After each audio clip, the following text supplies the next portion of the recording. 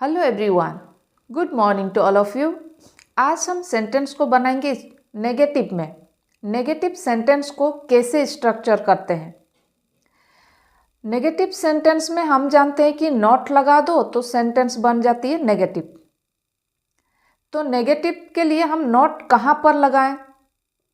Helping verb के बाद और मेन वर्ब से पहले नॉट लगाएंगे तो नेगेटिव सेंटेंस बनाता है। तो चलिए देखते हैं सेंटेंस के साथ। Sentence is he is working now. He is working now. तो हेल्पिंग वर्ब के बाद मेन वर्ब से पहले, तो हेल्पिंग वर्ब ये वाला है तो इसके बाद होना चाहिए। और वर्किंग क्या है? मेन वर्ब है, तो मेन वर्ब से पहले नॉट लगाए तब नेगेटिव सेंटेंस बनता है। तो सेंटेंस को बनाते हैं। He is not working now. Not working now. He is working now. वो काम कर रहा है, अभी वो काम कर रहा है। अगर हम नॉट लगा दिए तो वो काम नहीं कर रहा है। नॉट यहाँ का नेगोशिएशन दिखा रहा है। ही इज वर्किंग नाउ, वो काम कर रहा है। ही इज नॉट वर्किंग, वो नहीं काम कर रहा है। नेक्स्ट है, अच्छा इसका कॉन्ट्रैक्ट फॉर्म हम यूज कर सकते हैं। He isn't. ही इजंट, इसको कॉन्ट्रैक्ट करके यूज किए तो he isn't working now. He isn't working now. Next है, she is a teacher. She is a teacher. इसका हेल्पिंग वर्ब या मेन वर्ब इसमें कौन सा है? ये वाला तो अभी मेन वर्ब बन गया, हेल्पिंग वर्ब है ही नहीं। तो यहां कहां पर लगाए? यहां पर सीखे थे कि हेल्पिंग वर्ब के बाद और मेन वर्ब से पहले नॉट को लगाना है। तो यहां सिर्फ मेन वर्ब है, तो इसमें लगाएंगे या इसमें लगाएंगे। एक एक्सेप्शन है बी फॉर्म का। बी फॉर्म में क्या क्या आता है? Is, am, are present tense में, और वज, वेयर ये पास्ट टेंस का है। तो ऐसे मेन वर्ब से पहले लगाते, पर इसमें क्या लगाएंगे? मेन वर्ब के बाद लगाते हैं। तो she is not a teacher. She is not a teacher. इसका अगर कॉन्ट्रैक्ट फॉर्म करेंगे, she isn't. She isn't a teacher. She isn't a teacher. Next है I am upset. I am upset. यहां पर भी एम क्या बना? मेन वर्ब बना। यहां पर एम क्या है? मेन वर्ब है।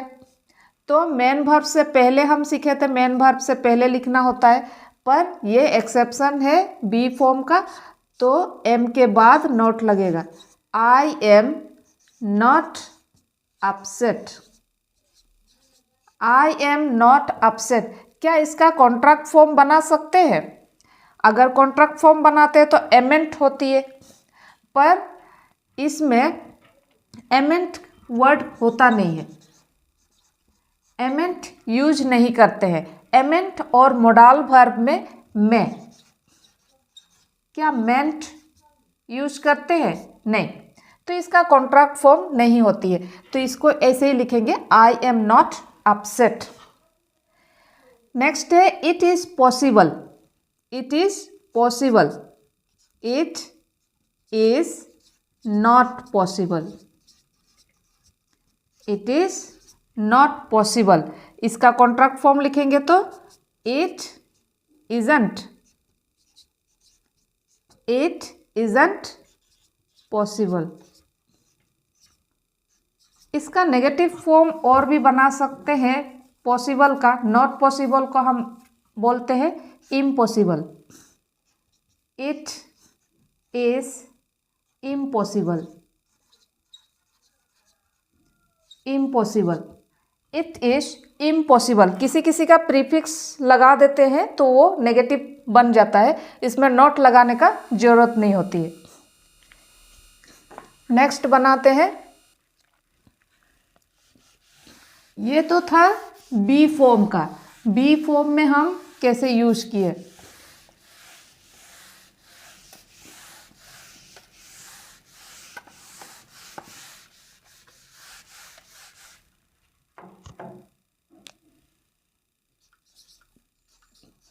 He works hard. He works hard, इसका नेगेटिव सेंटेंस कैसे बनाएंगे।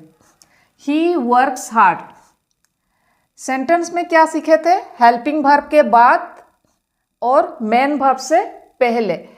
इसका हेल्पिंग वर्ब है क्या, नहीं है, सिर्फ मेन वर्ब है, सिर्फ मेन वर्ब है। और जब हम बी फॉर्म का यूज कर रहे थे इज एम आर का, तो उसके बाद हम यूज करते थे। लेकिन जब मेन वर्ब इस तरह की आती है तो इसमें क्या करेंगे, लेके आएंगे डू, डज और डिड को। डू, डज, डिड को यूज करते हैं अकॉर्डिंग टू सब्जेक्ट और टेंस। सब्जेक्ट मतलब यहाँ पे जैसे ही है तो ही के साथ हम डज लगाते हैं। प्रेजेंट टेंस में है तो डज, अगर पास्ट टेंस होता तो डिड लगाते। तो यहाँ पर ही, ये तो मेन वर्ब है, मेन वर्ब से पहले ही लगाना होता है, तो हम क्या लगाएंगे, does not. Does not work, अब वर्क लिखेंगे, वर्क्स नहीं, क्योंकि एस यहाँ पर चला गया। He does not work hard. He does not work hard, इसका भी कॉन्ट्रैक्ट फॉर्म बना सकते हैं। He doesn't,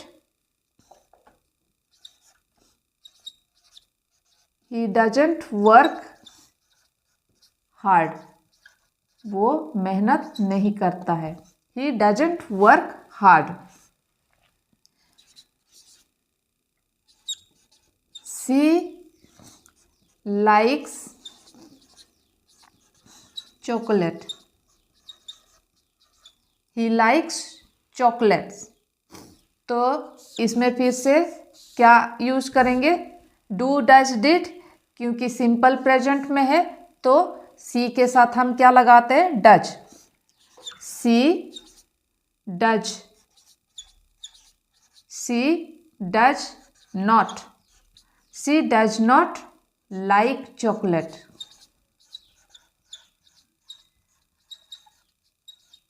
C does not like chocolate, contract form बनाते हैं।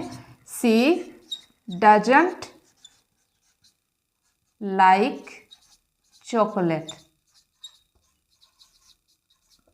सी डजंट लाइक चॉकलेट, उसे चॉकलेट पसंद नहीं है। ये सब डू, डज, डिड को यूज करके यूज किए। अब आती है हैव और हैज।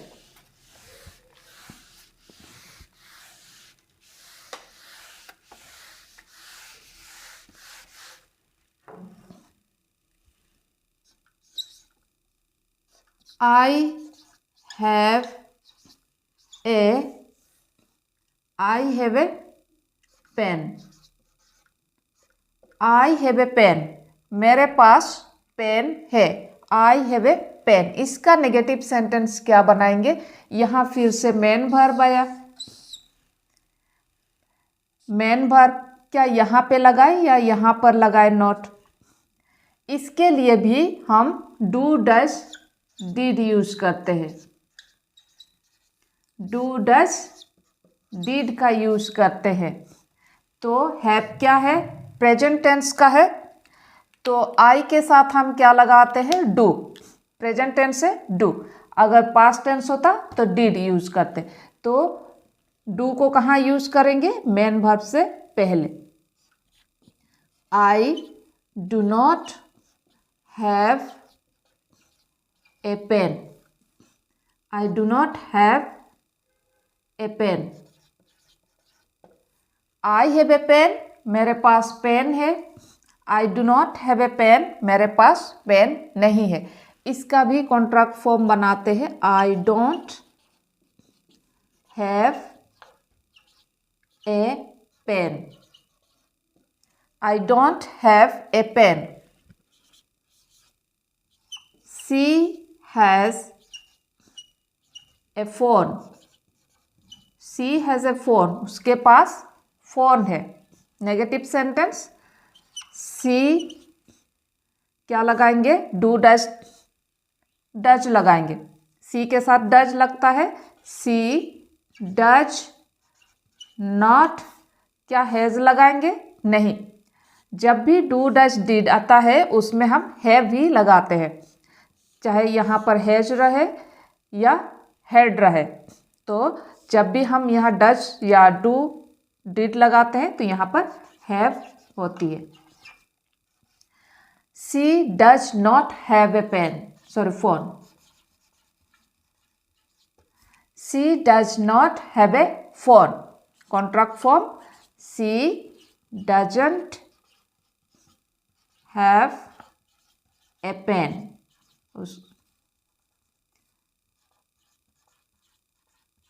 उसके पास फोन नहीं है।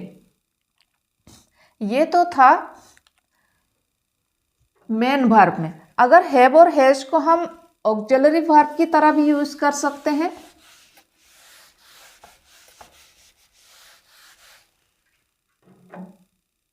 जैसे आई हैव रिटन,